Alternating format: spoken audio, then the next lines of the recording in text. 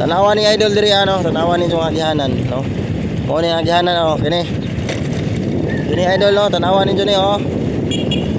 Tanawa ni idol oh, tanawa ni espalto diri. Oh, mao na siya oh. Tanawa kung sa kaguba ni oh. Makadisgrasyahay ni diri idol no. Grabe kalisod.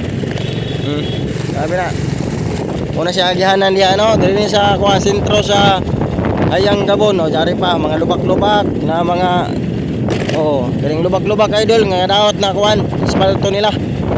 O diri pa sa unahan, napa diri idol no. Grabe nga gubaton dito idol. Grabe sa unahan idol, pag kumanini diri sa unahan. Dari pa kadto diri unahan sa tulay idol no.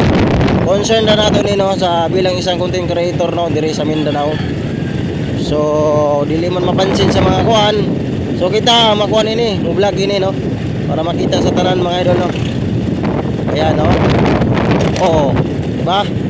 Guba-guba na idol oh, dire. Dito po ta makaagi diri idol mo ni oh.